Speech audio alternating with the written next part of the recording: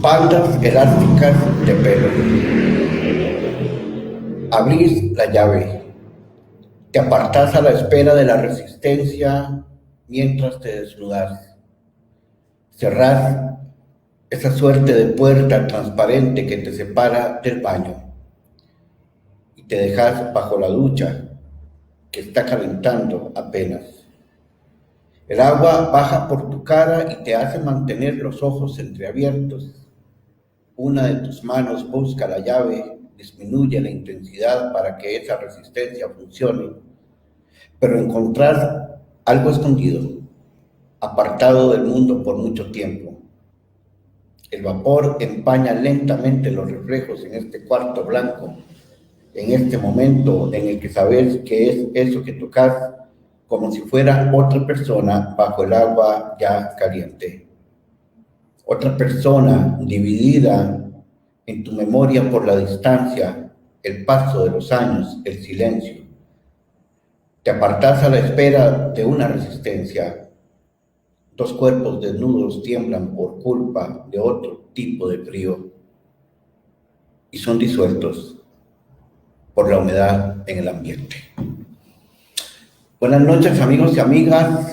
Esto es Acompañarte, un martes más. Acá son las 8 de la noche en punto y lo estamos emitiendo desde la casa de los Mandalas, acá en la entrada de Heredia. Ya ustedes habrán identificado cuál es esa casa, cuál es ese espacio.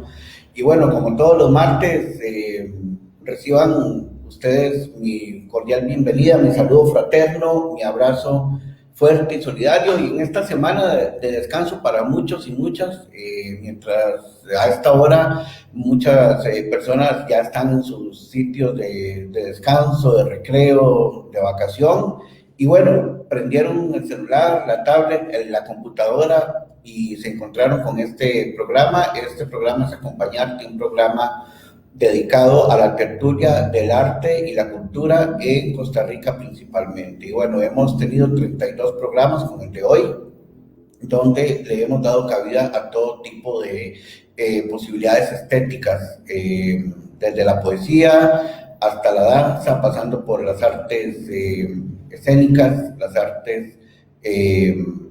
la plástica también, el dibujo, el grabado, la pintura.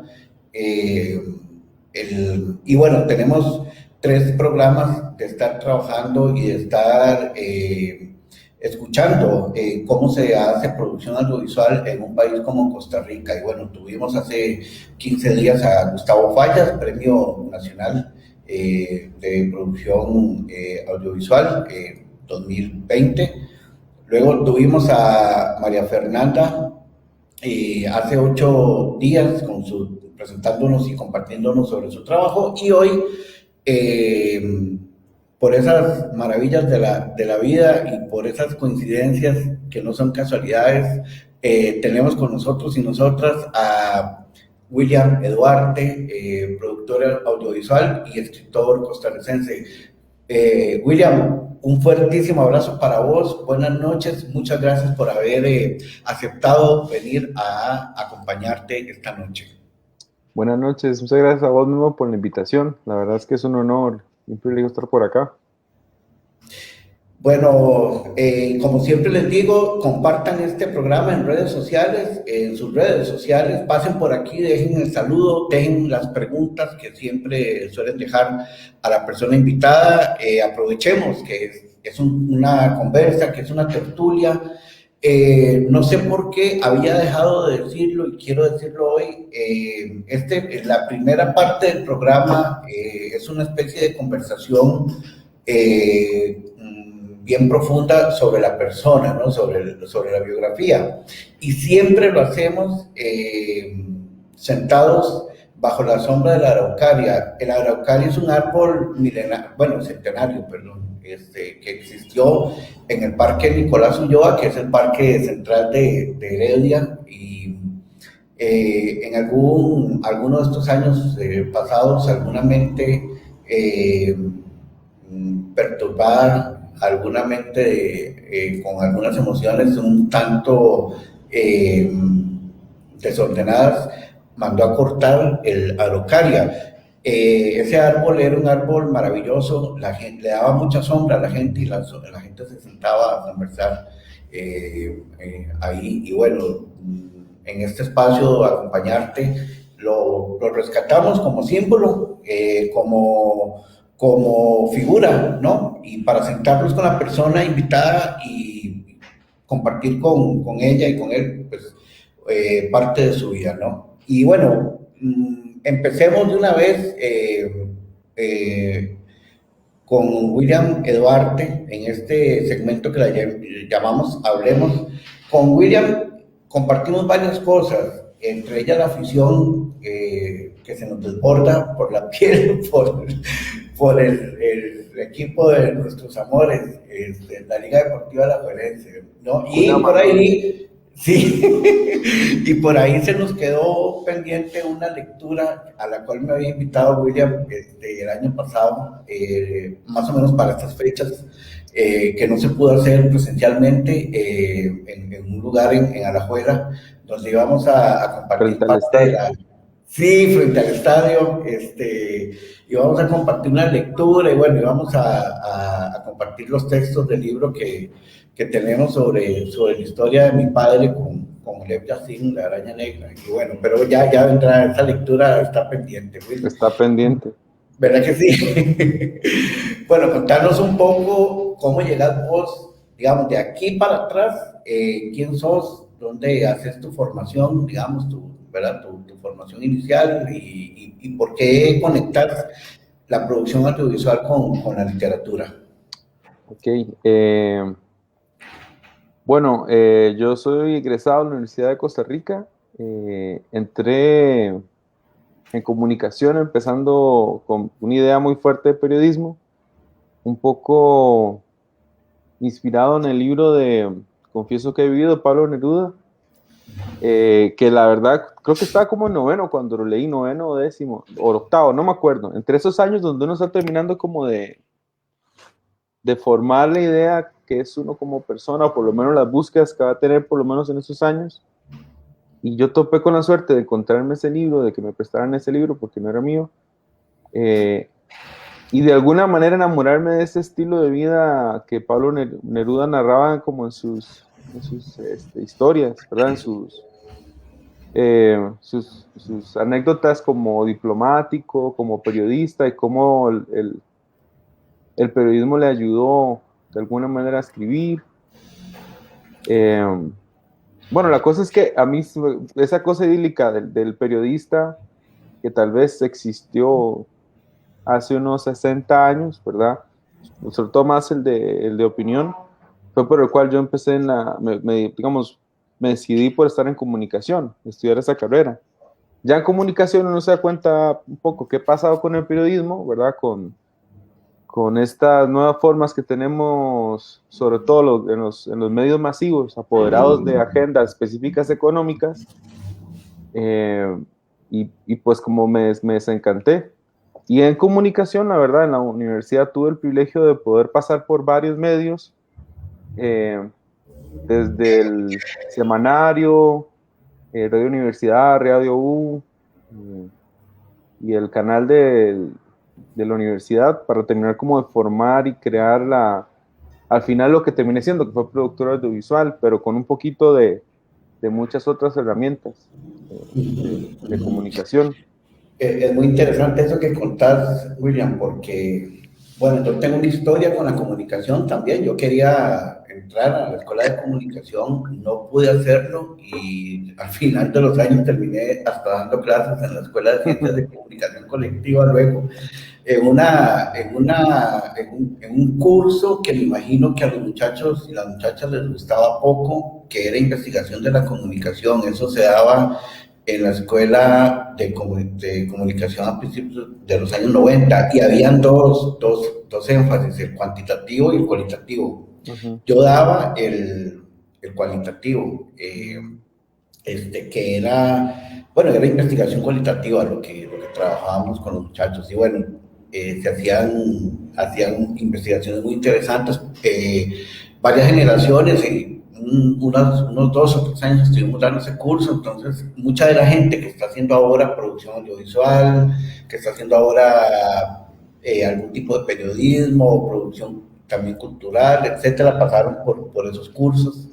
Eh, Al final era muy interesante verles haciendo investigación, cosa que no querían, ¿verdad? Porque al final uno estaba clarísimo que lo que querían era el instrumento, ¿no? En esos momentos, ¿no? Ya después cambió mucho todo el énfasis y todos los procesos de pedagógicos, ¿no? Pero en ese momento lo que querían era el instrumento, la herramienta, la cámara, el micrófono, ¿verdad? Y bueno, pero bueno, ahí me quité un poco la sensación de no haber pasado por la escuela, y bueno, pasé y bueno.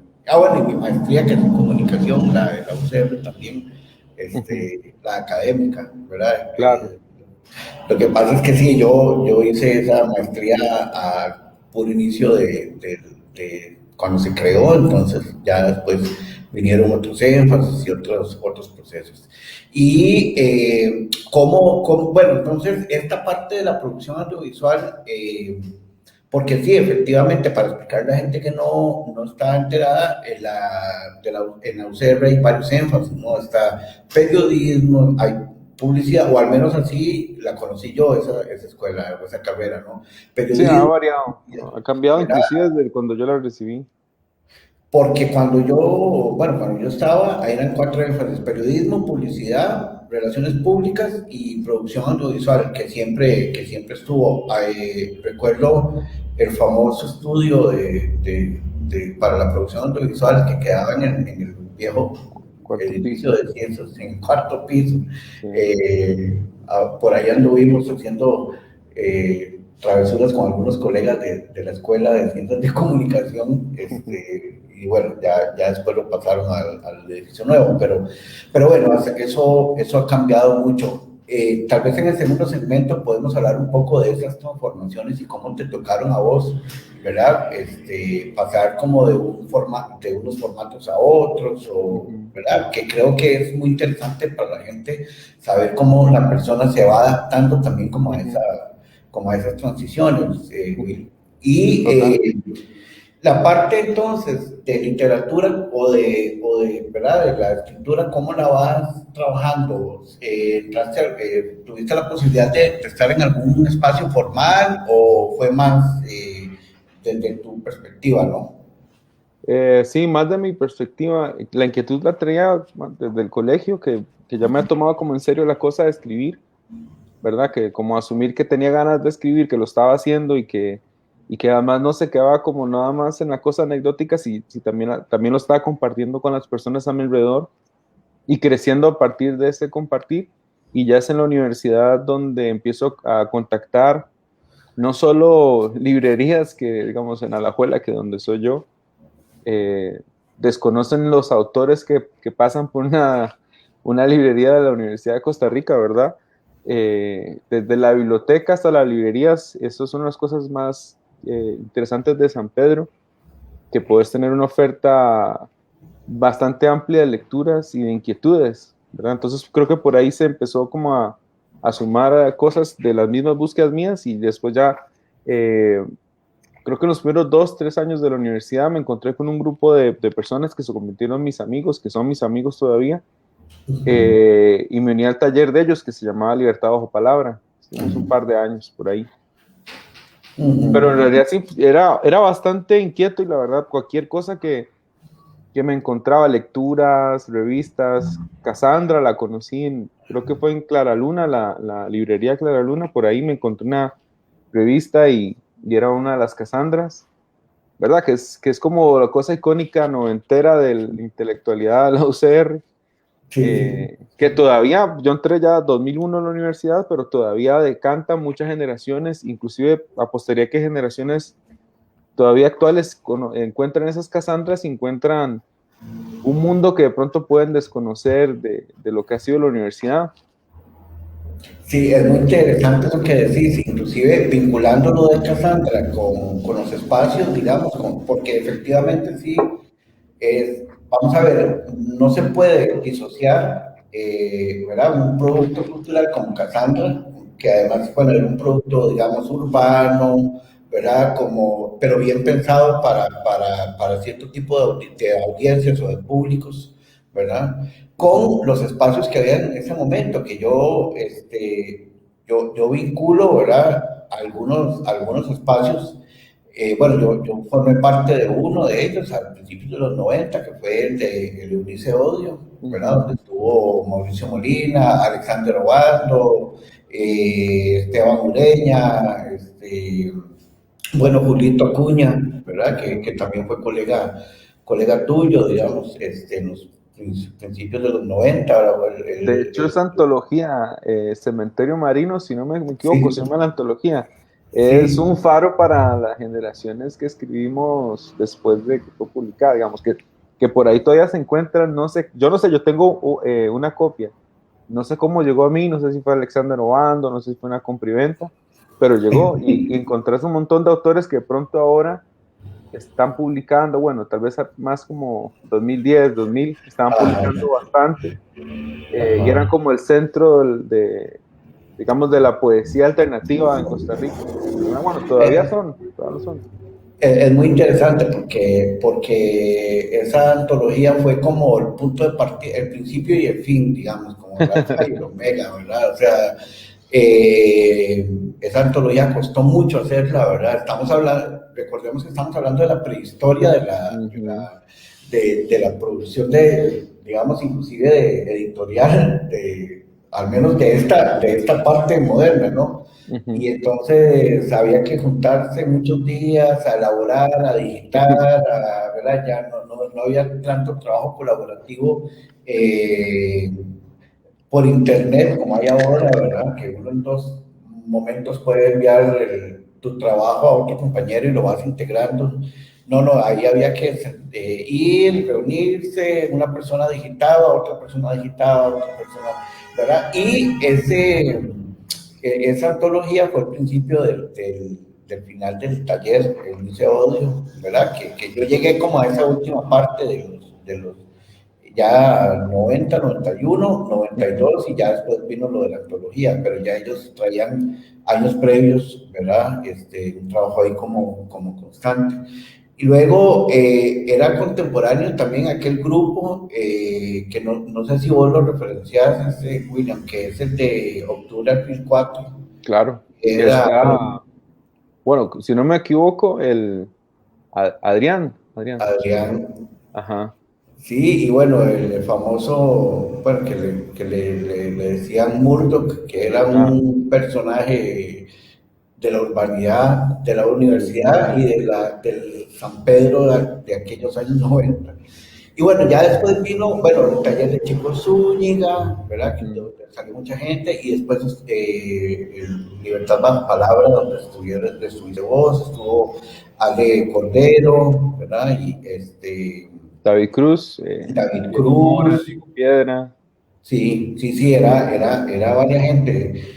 Y yo creo, bueno, y después el taller que estuvo aquí en Heredia, donde hubo mucha gente, ¿verdad? En el Zagualcóyotl, ¿verdad? ujú, Donde estuvieron las hermanas Quintero, Lepis, Lepis, los Lepis, los se Lepis, están multiplicando.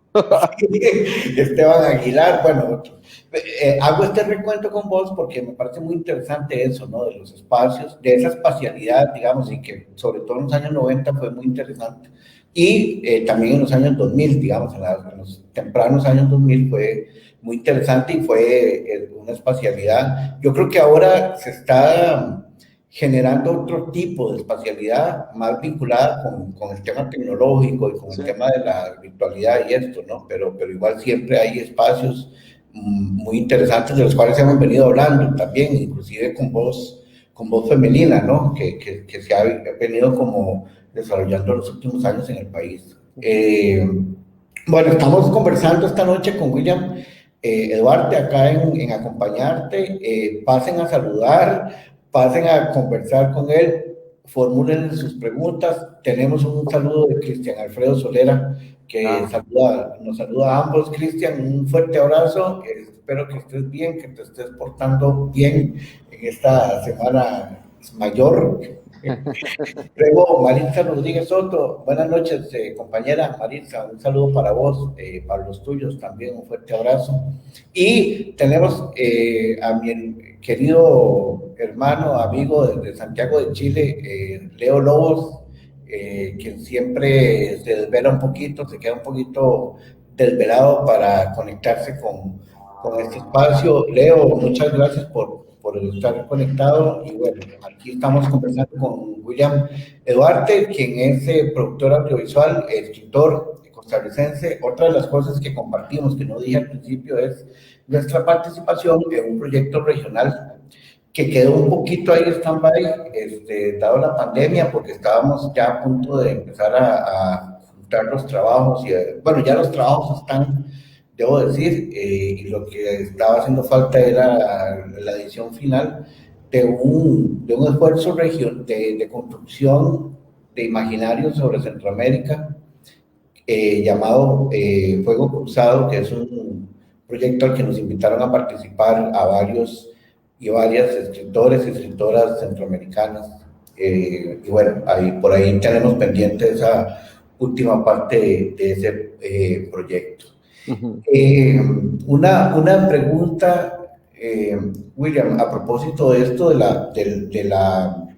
digamos, vamos a ver, de la generación, de estas generaciones, ¿vos ves alguna diferencia? Yo parto del artículo que escribió el año pasado, creo que fue Byron Ramírez, sobre las nuevas voces, ¿verdad? Que es un artículo muy interesante que yo suelo referenciar mucho últimamente, porque me parece muy interesante, está bien escrito, por lo menos refleja, digamos, ¿verdad? El ámbito generacional.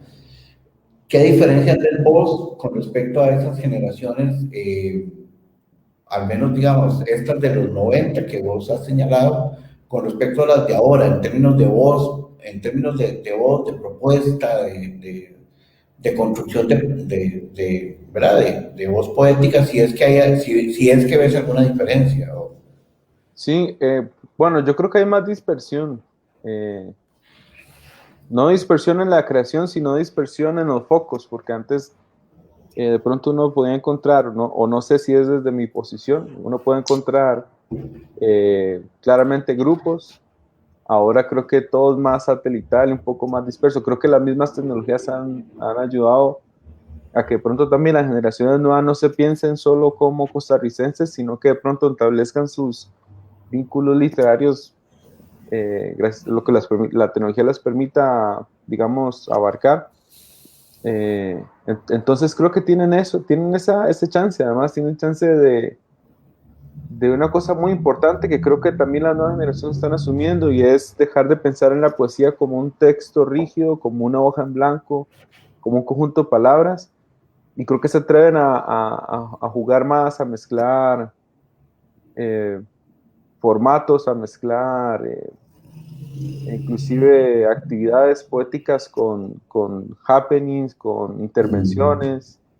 Y creo que es una cosa que nos había hecho falta a las generaciones pasadas, pero bueno, es un proceso, ¿verdad? Es parte del proceso. En ese proceso también interviene que el acceso a las tecnologías se haya democratizado de cierta manera, y que podamos compartir y hacer antologías que se pueden quedar en lo virtual, y que se pueden compartir en segundos, ¿verdad? Antes era que esperar un correo, bueno, un correo de verdad, ¿verdad? Un paquete.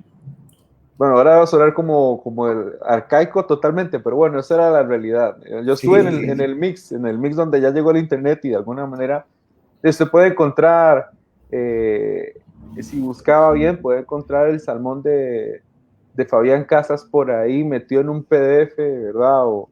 O a Gambarota, a Washington Cocu, o lo que sea que usted quisiera encontrar, ¿verdad? Ahora es aún más fácil ese acceso. Sí. Creo que en cuanto a la voz, pues, y los contenidos, pues creo que tiene que, parte de ese mezclar formatos y atreverse a no pensar la poesía como una cosa cuadrada, también nos ha llevado a explorar un poco más las tensiones del idioma y a ser más sueltos con el idioma, ¿verdad? No a o sea, creo que sienten como un repudio a lo pomposo, ¿verdad? Que de pronto es algo que se ha ido cultivando en las generaciones pasadas, pero ahora ya se desligue completamente y es una cosa más coloquial. Pero igual también estoy generalizando, así que puedo también estar equivocándome. No, no, pero Interesante. coincido con esa lectura que vos haces. Ahora, es interesante porque la pregunta podría ser entonces si este proceso de transición ha politizado o despolitizado, digamos, esa voz que tenemos ahora. Yo tengo como mi lectura, pero claro, es que vamos a ver, las agendas van cambiando, ¿verdad? Durante los 90 había como una intensidad muy fuerte con el tema ecológico, me acuerdo, ¿verdad? Había como con el tema ecológico y urbano, digamos, ¿verdad? Con el descubrimiento de esa San José, ¿verdad? Que todos estábamos descubriendo, luego la cuestión ecológica, ¿verdad? Por ahí yo creo que habrá incidido un poco la figura de David Maradiaga. Maradiaga, porque, bueno, por su agenda, por su militancia política en el tema ambiental, ¿verdad? Y bueno, los otros compañeros que junto con él pues dieron luchas muy importantes y muy interesantes en ese tema, ¿no? Y luego poco a poco fue como cambiando todo y nos encontramos como en esta etapa que es como la etapa de los derechos, ¿verdad? Como el derecho a las corporalidades, el derecho a la disidencia, el derecho o la cuestión de las inclusiones, de las identidades, ¿verdad? De las identidades étnicas, las identidades sexuales, etcétera, ¿verdad? Pero eso no garantiza, digamos, al sujeto político, ¿verdad? Entonces mi pregunta es si las voces de ahora son como más políticas que las de antes o cada una en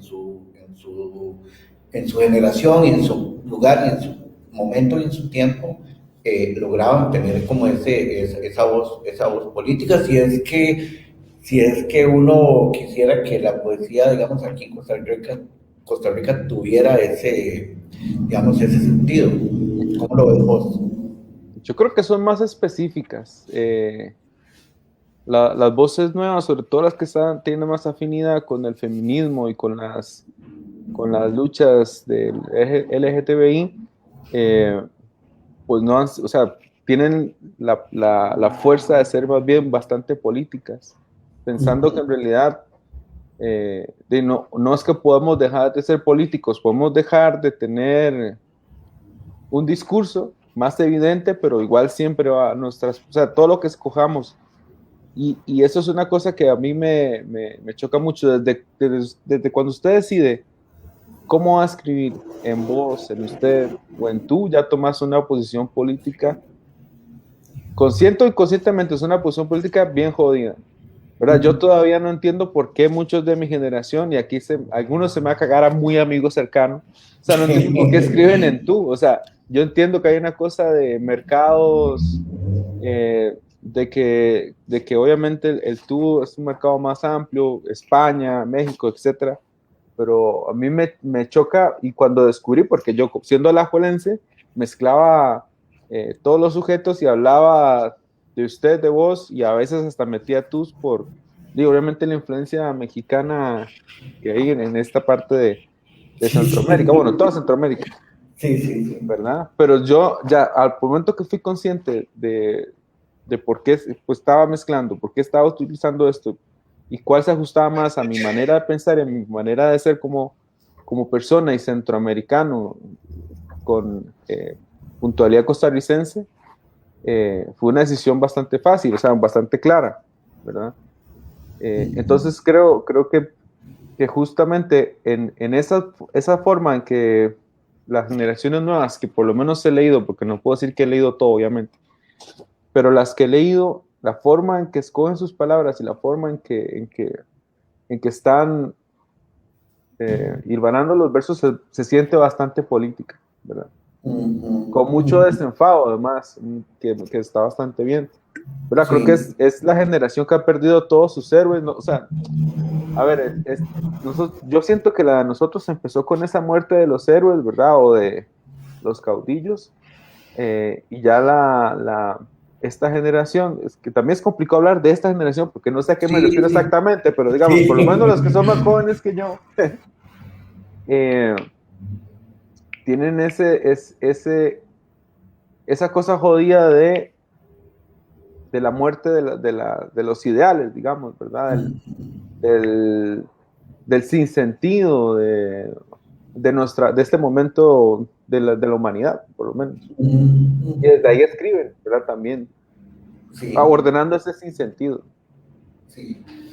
Sí, coincido con vos, William, también en esa apreciación que creo que es muy interesante, inclusive como para seguir dialogando intergeneracionalmente, que es una cosa que a veces, digamos, creo que nos cuesta un poco, ¿verdad? Cuesta un poco por muchas razones, no es que haya, digamos, como fronteras o muros, puede ser que los haya, Ujú. pero a lo que me refiero es que también esos diálogos intergeneracionales eh, suelen ser, suelen estar mediados, ¿verdad? A Ujú. veces, y bueno, ya en Costa Rica hemos tenido algunos eventos en ese sentido, ¿no? De la cuestión de las generaciones jóvenes versus las generaciones consolidadas, porque creo que así es como lo ordeno yo, digamos, en mi lógica, así están ordenadas, digamos, como personas consolidadas, aunque uno también cuestionaría mucho qué significa estar consolidado digamos, en un espacio tan complejo y tan complicado como es el de la literatura en Costa Rica, que es tan pequeñito, ¿verdad? Y a veces tan, tan difícil de sobrellevar. Pero bueno, estamos conversando esta noche con William Eduarte, productor audiovisual, escritor y productor audiovisual. Una interesante conversación que estamos teniendo sobre esto, ¿verdad? Lo que nos está llevando a la conversación a partir de la biografía de William también sobre esos procesos estas bisagras generacionales que hay entre ¿verdad? Unos grupos y otros. Obviamente aquí no estamos, inclusive no estamos trabajando el tema de lo urbano versus la producción que se realiza en las periferias, ¿verdad? En lo rural, en las provincias, digamos, en Pérez Celedón, pareciera que hay grupos, ahora en Guanacaste, ¿verdad? Donde tenemos allá, bueno, donde hay gente haciendo literatura ya y bueno, allá está Alejandro Cordero también, que no sé si siguió haciendo literatura, entiendo que sí, ¿verdad? Pero bueno, ya él está enfocado completamente ya en su otra vida. Bueno, también está por allá Daniel Matul y otra gente que está haciendo cosas también en la literatura, ¿verdad? Y que eso es muy interesante también, que eso da como para otro programa, ¿verdad? La cuestión de los espacios geográficos, ¿verdad? El centro o más bien el centro versus la periferia, o el centro más la periferia, o la periferia construyendo el centro también, que Ujú. siempre es interesante, ¿no? Tengo algunos saludos más. Kivian Castillo, desde República Dominicana, pasa a saludar. Kivian, buenas noches para vos. Muchas gracias por pasar a saludar acá, a acompañarte. Bueno, Marta González, mi abrazo de siempre para vos. Doña Marta, mi querida madre, quien es una de las asiduas compañera junto con mi papá, que por ahí está también, pues viendo estos espacios, ¿no? Que para ellos les ha resultado muy interesantes en estos meses de la pandemia, ¿no? Y tengo un comentario, pero creo que es alguien que está etiquetando a varios colegas, a varios amigos, y bueno, espero que por ahí se Para conecten. acá que nos los estamos comiendo, seguro es que Sí, se pongan la exactamente. alerta. Es eso. Vean, es que aquí está William con Memo y están hablando paja sobre los poetas y toda la cuestión. Y bueno, seguimos un poco transitando en esta conversación, Will, y en este segundo bloque que quisiera que conversáramos un poco sobre el tema de esa transición. Vamos a ver, con María Fernanda y con Gustavo hablamos un poco sobre el tema del instrumental en la producción audiovisual y cómo eso ha ayudado o ha apoyado, digamos, a diversificar. Inclusive Gustavo señalaba algo muy interesante y es cómo cómo se han diversificado los públicos y las audiencias a partir de ¿verdad? La adecuación de los formatos, de estos últimos formatos, digamos, inclusive esto que estamos haciendo hoy es un formato, ¿no? Que hasta hace un año, creo, no existía. Yo no conocía StreamYard hasta hace poco más de un año, no conocía Zoom, ¿verdad? Para hablar de una jerga que se utiliza ahora en esto de las plataformas virtuales, pero en el tema audiovisual, de la producción audiovisual, ¿cómo lo ves vos? Y además para vos mismo, digamos, como productor audiovisual, ¿cómo ha sido, digamos, esa transición? Porque me imagino que te tocó, digamos, como, ¿verdad? Estar en una época, en un momento donde había cierto instrumental, cierta forma de hacer, ¿verdad? Ciertos procesos de generación de contenidos que variaron hasta lo que tenemos hoy, ¿verdad? Que es, no sé cómo le llamarán en el argot de la producción audiovisual, pero es como el tema del minimalismo, ¿verdad? Como de menos es más, ¿verdad? No sé cómo lo ves vos. Bueno, yo llegué como en el punto de quiebre donde todavía me acuerdo que como en el canal, sobre todo, me acuerdo, en el canal 15, todavía tenían máquinas analógicas para editar. Eso, digamos, en ese momento se conocía como edición lineal, ¿verdad? Que básicamente usted la edición la tenía que ir armando como o sea, de manera con máquinas, pero con la misma idea, digamos, que tenían las y los editores de cine, que es ir poniendo pedazos, ir ordenando, y si usted cometió un error en ese ordenar, tenía que empezar de nuevo o ver cómo hacía un MacGyver para poder, ¿verdad? Lo que tenemos ahora, o lo que la mayoría de personas usa, o en realidad casi nadie usa ya edición lineal, es la edición no lineal, ¿verdad? Que vos podés trabajar, mover, cambiar, porque todo está digitalizado. Yo vi ese proceso de transición, no me tocó editar lineal, pero sí me acuerdo mucho todo ese proceso de que todavía había material en cintas de estas de 3/4, que son un cassette grande. Pasa es que yo siempre, desde muy pequeñillo, fui muy inquieto con la cosa electrónica, con los aparatos. Y mi papá siempre fue bastante, él también le interesaba mucho las cosas electrónicas. Mi papá es medio MacGyver, hace bastantes cosas con los conocimientos que ha adquirido, porque es muy inquieto, inclusive sabe cosas de electrónica.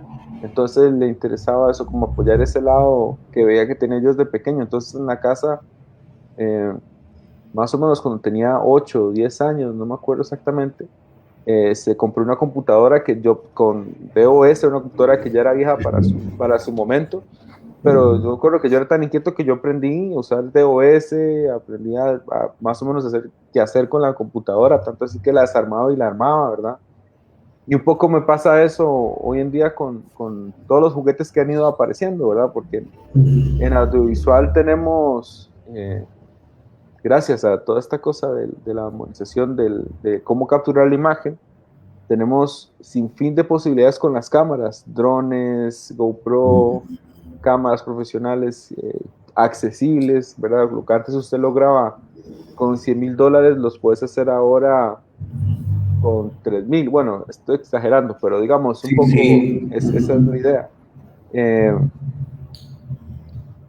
Y bueno, para mí ha sido o sea, me siento todavía como ese chiquito que cuando de pronto descubre un juguete nuevo, está aprendiendo a ver cómo funciona y cómo puede hacer cosas con él.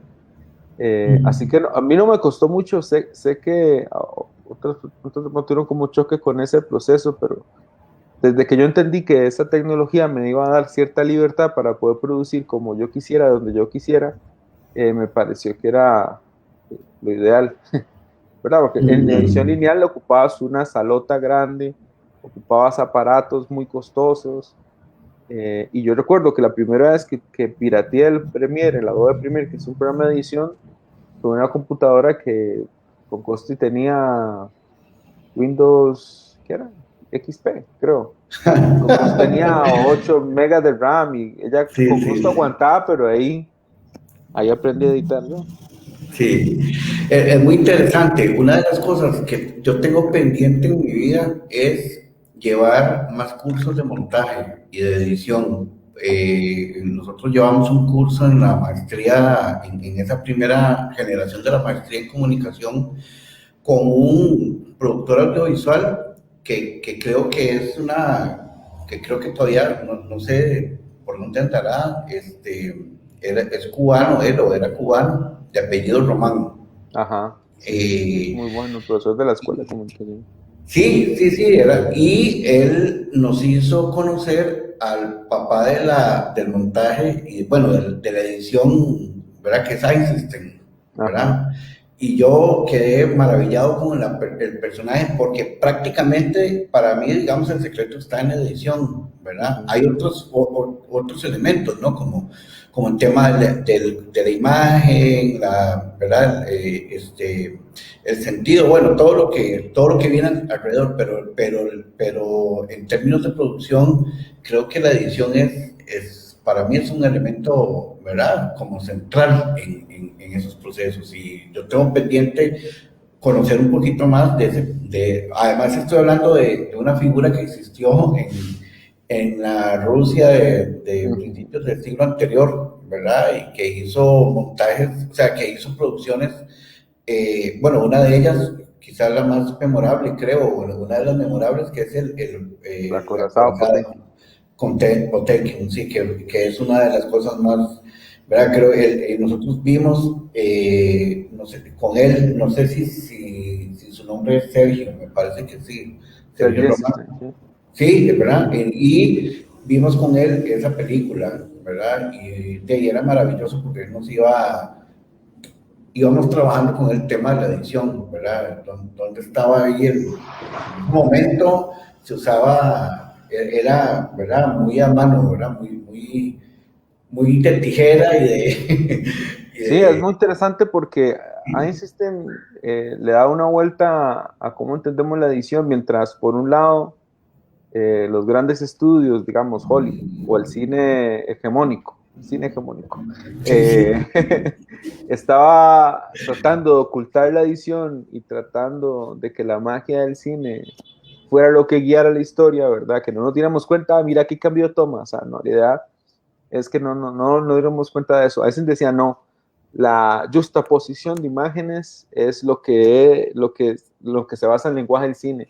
Entonces sus películas tienen eso, tienen esos mensajes casi que subliminales cuando comparas imágenes, cuando él está haciendo sus cortes, cuando está creando sus contenidos a partir de esos movimientos que hace. Y tiene, bueno, la teoría de él es bastante interesante, pero a la vez es densa por lo que propone.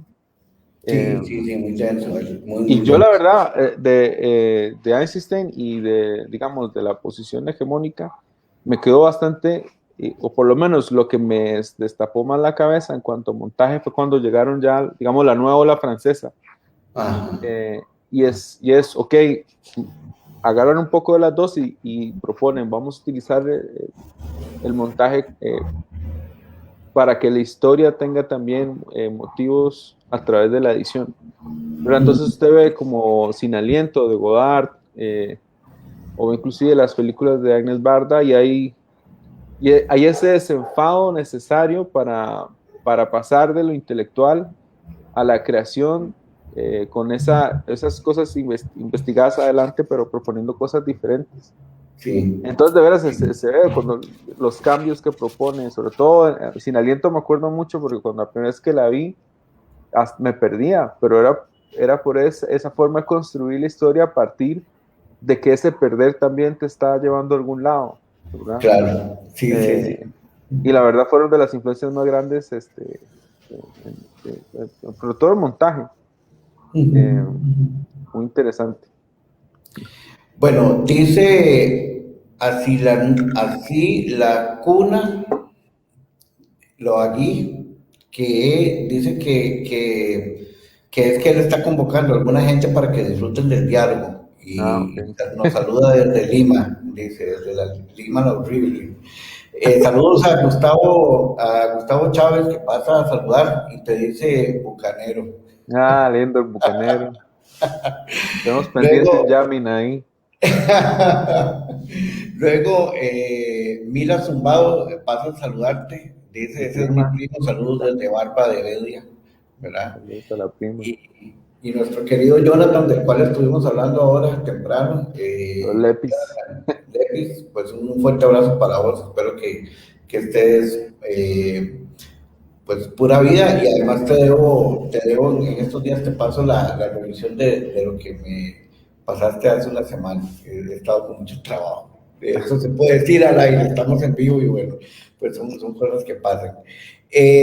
Vamos amigos, estamos en acompañarte y vamos a entrar al último segmento de este programa número 32 de este espacio, que pensamos como un espacio de tertulia y de conversación sobre el arte y la cultura en Costa Rica. Y a propósito de la cuestión de la producción visual, de las cosas más interesantes que tiene William es su trabajo en la fotografía. Vamos a ver si logro cuadrar aquí un poquito la imagen. Ok, ahí está. Creo que la ordené de la forma en que William me la iba enviando, y son trabajos que él ha realizado una fotografía y que comparte en sus redes sociales, particularmente en Instagram, que es donde uno puede entrar y ver su trabajo. Vamos a ir como conversando, porque también me interesa que la última parte del programa pues nos compartas unos 2 o 3 textos de tu trabajo poético también, Will. Pero bueno, contanos un poco, voy a ir pasando las imágenes y vos me vas contando un poco cuál es como tu interés temático o también, ¿verdad? Porque hay imágenes maravillosísimas de rostros, bueno, has acompañado también luchas, acciones colectivas, ¿verdad? Cuestiones artísticas, bueno, hay de todo en esta muestra que yo voy a ir pasando. Contanos un poco de tu trabajo fotográfico, Will. Bueno, obviamente esta inquietud por la fotografía nace de mi contacto con la carrera de comunicación. Por ahí un curso que lo daba el profesor Edgar Marín, y varias de esas inquietudes que estaban ahí, que estaban disponibles para ser exploradas, pues esa fue una de las que se ha quedado conmigo casi que toda la vida. He tenido momentos en los que me he ido y he vuelto a la fotografía. Creo que hace unos años he vuelto a ella con bastante fuerza, porque además he encontrado siento yo como una exploración más a la voz, bueno, no sé si, al ojo, la voz del ojo, el ojo de la voz. Y tengo entonces esta necesidad también de explorar creativamente a través de la imagen, ¿verdad? Digamos, a mí si me gusta algo son los retratos. Creo que lo que me gusta mucho es la gente, lo que dice la gente cuando no se da cuenta de una cámara, sobre todo ese tipo de retratos. Yo debo decir, perdón que te interrumpa, Will, que una de las fotos que más uso yo, que más he usado en los últimos años, a veces logro reconocer el crédito tuyo, otras veces no, y se me olvida, y debo reconocer eso también, que se me olvida. Es una foto que me sacaste, que yo no me estaba dando cuenta.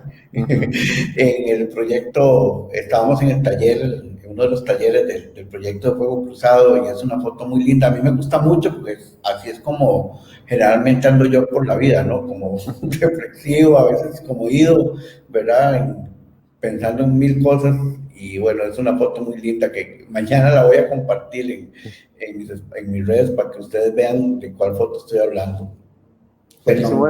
Estas últimas fotos son más como actividades de un proyecto en el cual trabajé algunos años, que es el de la Municipalidad de Curridabat, específicamente el espacio Ciudad Dulce, ¿verdad? Que es como la marca de la MUNI para englobar varias cosas que tienen que ver con lo social, con la naturaleza, etcétera. Esta es de hecho de la marcha del año pasado, La de los artistas. a los artistas. Sí, que también ha sido una cosa que desde que entré a la universidad ha sido una cosa recurrente, es ser presente en las marchas y hacer fotografía. ¿Verdad? Tengo una colección de fotos de marchas. Sí, sí, sí, yo he visto bastantes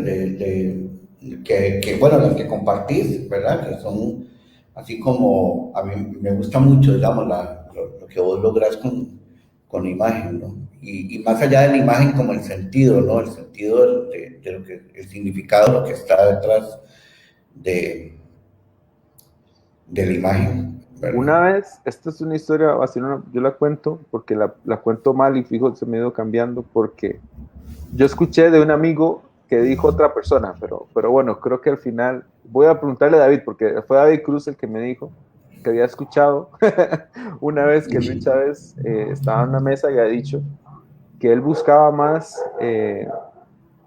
la metáfora en el texto completo. Aquí nos estamos refiriendo a la poesía, ¿verdad?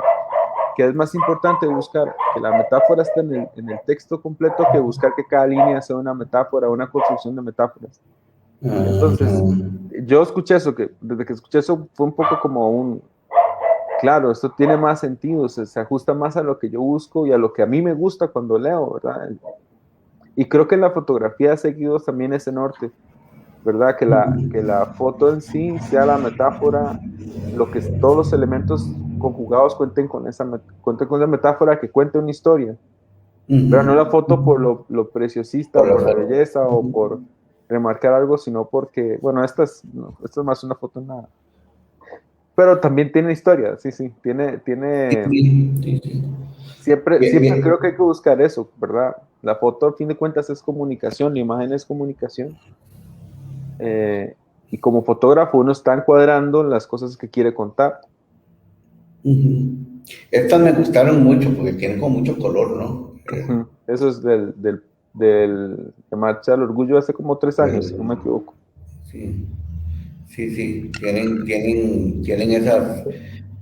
esas tonalidades. Yo he estado conversando con Martín Calix, que es un escritor hondureño que es fotógrafo, y ha venido siguiendo algunas de las salidas masivas de hondureños en Estados Unidos. Y Mm, tiene fotos muy fuertes y muy duras. De hecho, yo le logré hacer una entrevista que espero trabajarla pronto para un artículo sobre el tema de la fotografía, este tipo de fotografía también que es, ¿verdad?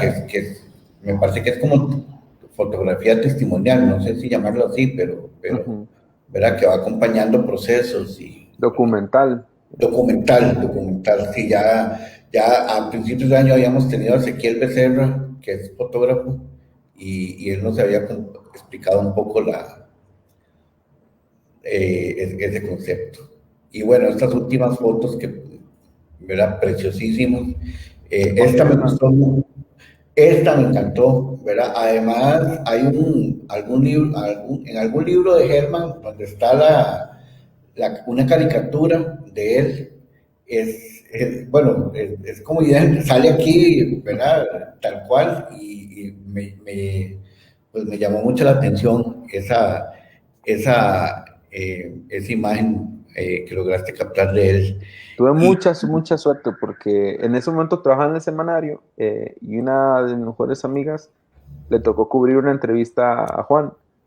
Eh, Inmediatamente me dijo, William, quiero que me acompañe como fotógrafo, tome las fotos, ¿verdad? Yo en ese momento no era o sea, nunca fui o nunca he sido fotógrafo del semanario, pero sí he aportado alguna que otra imagen para algunas cosas más específicas y en ese momento, pues, para mí un placer acompañarla a ella, también ayudar un poquito en la entrevista, un par de preguntas y obviamente conocer a Juan Gelman, que es un referente para sí, mí.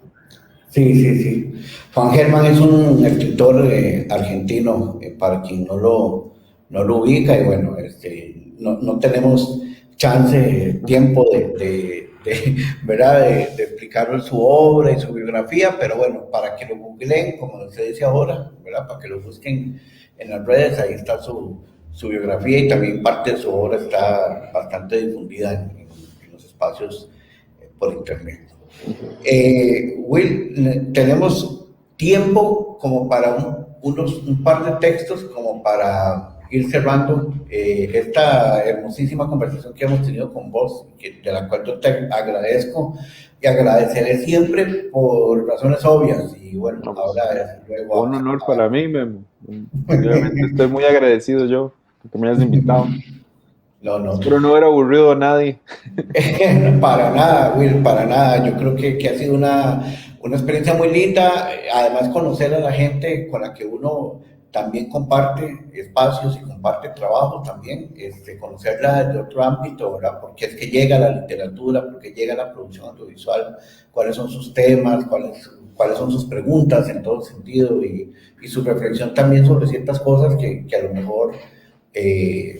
se conocen en otros ámbitos, en otros espacios, pero no en estos a los que llegamos también como a cierta cantidad de público, ¿verdad? Y bueno, ha sido maravilloso escucharte esta noche y ver también parte de tu trabajo. Repito que William suele colocar su muestra de imágenes, de fotografías en sus redes sociales, en particular en Instagram. Ahí lo pueden buscar y buscar su trabajo también en la fotografía. Así que adelante con esos textos para ir cerrando, Will. Perfecto. Bueno, ese primer texto se llama Quiromancia. La gente que nos conoce se ha dado cuenta del engaño. Ha visto de nuestra mano las líneas definidas y los ríos y el desierto. Se adelanta y corta cualquier cambio en el ambiente. Prefiere la contención, las palmas secas, la distancia, siempre la distancia. La gente que nos conoce no ha visto bien el desierto, al animal que aúlla como si se le escapara la línea del corazón por la boca, siempre la distancia.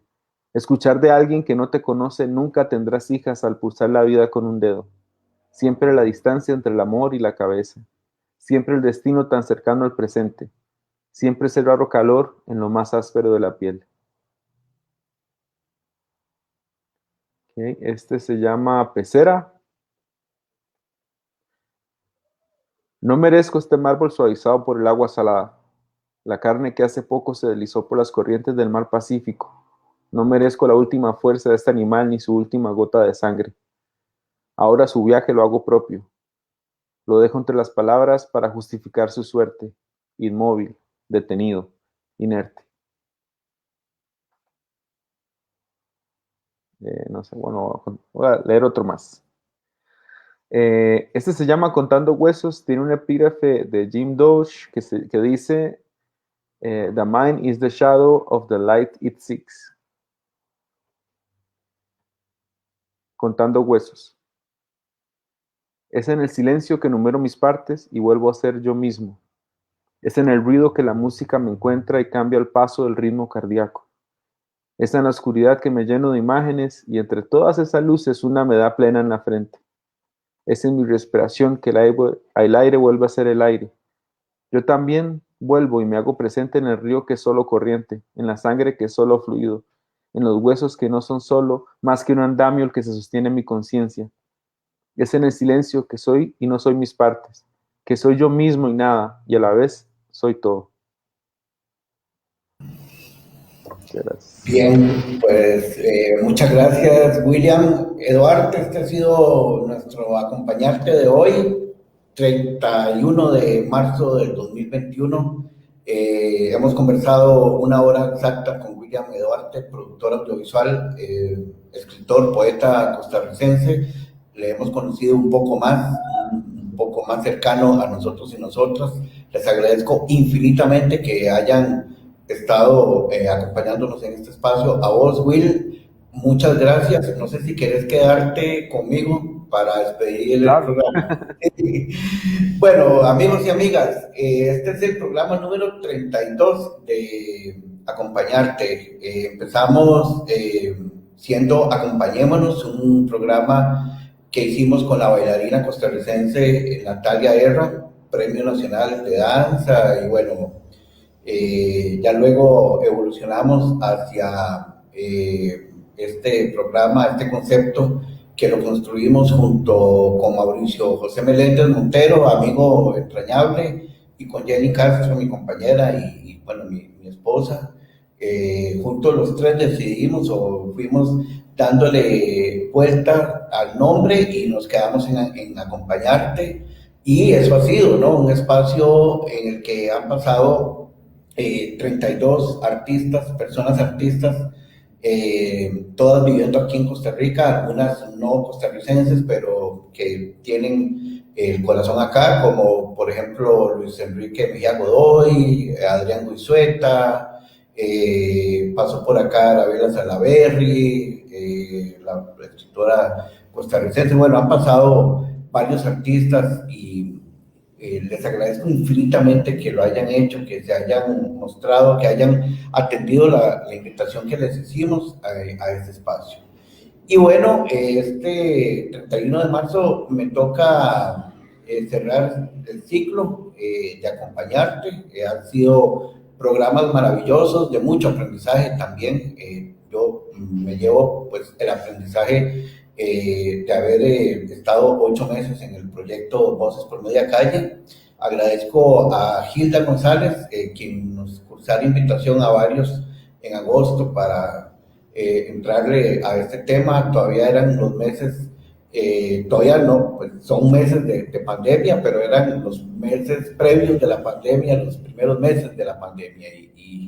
Y bueno, ya diseñamos un proyecto colectivo muy interesante que sigue su curso con más de 25 programas para toda, de todo contenido y de todo estilo y con voces diversas, ¿no? Que eso es lo que se estila hoy en la comunicación, ¿no? Que la comunicación llegue a los públicos que tienen que llegar. De mi parte ha sido un enorme placer acompañarles cada martes a las 8 de la noche con este espacio. Creo que ya el ciclo del programa cumplió su objetivo y su cometido, y pues yo me apresto a atender otros proyectos de manera personal, de manera profesional, académica, inclusive, ¿por qué no?, hasta política. Ustedes se van a dar cuenta ahora en estas semanas que vienen y vamos a estar siempre en nuestras redes sociales. Decirles también que en mis redes personales pues seguimos con nuestros espacios de comunicación, de arte, de análisis también, de reflexión, y espero verles por ahí. De mi parte pues ha sido una experiencia maravillosa, muy muy emocionante también aprender estas nuevas herramientas de la comunicación virtual, para las cuales no estaba preparado, y bueno, fui aprendiendo en el camino. Así que pues yo le decía a William al principio del programa pues que no le había querido decir, pero bueno, así tocó, querido, y bueno, siempre recordaremos este 31 de marzo del 2021. Muchas gracias a vos también, Will, por haber venido y por haberme acompañado en este espacio, que lo disfruté mucho. El programa queda en las redes de Voces por Media Calle, también en mi red personal, para quien lo quiera ver de nuevo o reproducir, pues ahí está. Y nada, nos seguimos viendo por otras vías y por otras plataformas y por otros espacios y otras iniciativas, pues ya con otras ideas, ¿no? Y bueno, esto ha sido acompañarte en su emisión de todos los martes. Este fue el programa número 32 y fueron 32 espacios dedicados al arte y la cultura aquí en Costa Rica. De mi parte, muchas gracias a todos y todas por haberme acompañado, y muchas gracias, Will, de nuevo a vos por venir a acompañarme a este último espacio, y bueno, nos vemos pronto en otros días. Hasta luego, hasta pronto.